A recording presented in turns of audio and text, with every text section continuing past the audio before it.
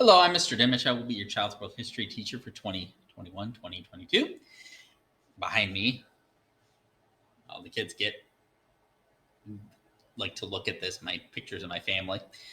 I will explain a little bit more about that as we go along here. So let's take a look at the open house agenda, since this is, after all, virtual open house recording. The syllabus, you can see, I'll try to send links separately for this, but the reason why I use the Flipgrid and why I use tinyURL is that you can see the links there to the syllabus. Now, the syllabus, I can't, within this time frame, go through the entire syllabus. I do want to emphasize a couple things. We're looking, a child being responsible for turning in assignments and making up absent work, and there will be, some penalty for that. I don't want to get too deep into that. You can read that. The other thing is that please refer to the district as far as policies concerning Google Meet and the use of Google Meet, as we are in person full time and we have to be consistent throughout. I've outlined some of those, but I think that the school district outlined some of those circumstances, and they will be the same for all the teachers as far as letting us know if we have medical situations, COVID, etc., to deal with. So I don't want to get too far into that because it will be consistent across the school and across the district. Parent information form. If you're so inclined, and it is not required, you can see the link there for the parent information form, the tinyURL link to the parent information form. Not required, but if you'd like to do it, you'd like to tell me a few things about, for example, you'd like to receive Google Classroom summaries, you may do that. The other thing is that if you'd like to tell me something about your child that I need to know, sometimes I do have parents do that and they like to tell me information. I do find it helpful, but it's not the case with all parents. It's just occasionally we'll get that. And so do not feel obligated to do that, as I guess I should say. I will tell you this, that when the students join Classroom, and I haven't posted these exactly yet, I'm still kind of in saved mode. I want to hold on to them because I don't need them quite just yet as I'm recording this. The syllabus acknowledgement survey is not optional for students. That's a required assignment. It's very easy. Just acknowledging, it's giving me a little bit of information about them, and they will see that as we go along. The other thing is that Classroom this year is not automatic like it was last year. We did away with that. It wasn't a good value. So we're going back to the way we've been doing it for years before last year, which was just giving kids a code. It's pretty simple. It's a one-time deal. So if you have your student wants to get ahead, this is not so much for parents, not at all for parents, actually. Parents won't be able to join this way because they don't have the Lake Fenton domain right. But students, of course, know how to do this by adding Classroom in, and they can do that if they are so inclined. I will put these up on the first day of class if they don't get into it right away. Not a tragedy. Right this second. The other thing that I'd like to point out to students is that and to parents, is that I post agendas of what we missed and how to look at these things.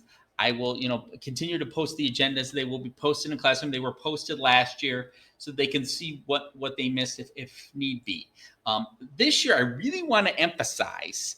You'll see an example in the agenda, and this is not final, so I was playing with this today as I was putting them together.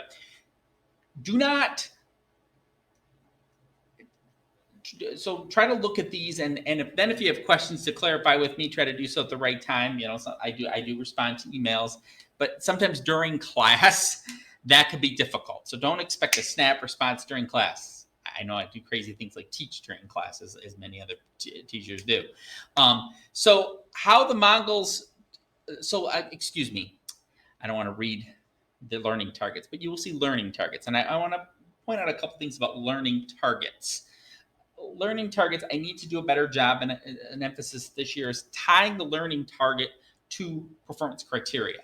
More to come on this for your student, for you if you need to know. Just know for right now, there will be a little bit more emphasis on this than there has been in the past, especially as we, have had to focus on other issues over the last year and a half. So there will be more increased focus on that. Remind, last thing on the agenda, remind links. So this is not optional for students, but optional for you. And I would probably maybe not even discourage parents. I don't know. You're welcome to do it. You're welcome to go in and join Remind. Sometimes I will literally, unless I've got something really to say to parents, I sometimes will just include students on them. It's more for students because they need to be updated occasionally for changes, clarifications.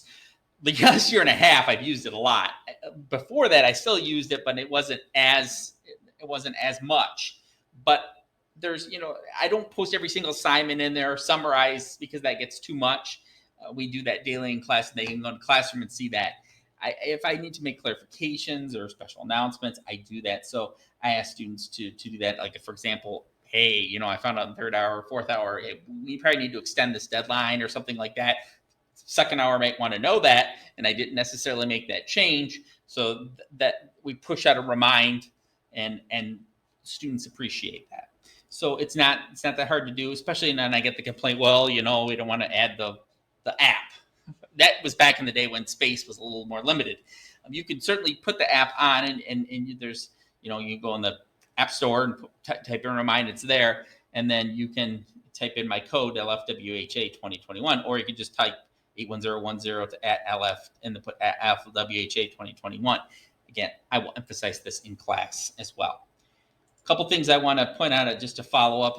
My summer, spent some family time in the UP, like a lot of people did, because it's a little more safer up there. It was my whole family. Got a little chaotic because I have a big family. But, my little niece Charlotte, my brother was here from visiting from Southern California. My youngest brother got a little antsy because I didn't leave the state. So New York, Philadelphia, 2021. I got to go to. I went to Colbert, Stephen Colbert started filming his live shows. I got to go to walked around New York, a lot of exercise around New York. So, and then a few days there, my wife got a horseback ride because when we went on our mini moon quite some years ago, it was too hot. So now it was just under the temperature. Went to Philadelphia for a day, got to see Congress Hall, but I didn't get to see Independence Hall at the Constitution Center. So I got to go back there. What a geek I am about the Constitution. 9/11 Memorial wasn't done. We were there before it was. So it was a good time. It was nice to get out of the state. Now we're kind of refreshed and back into school mode. So I look forward to talking to you and seeing you in the 2021-22 school year.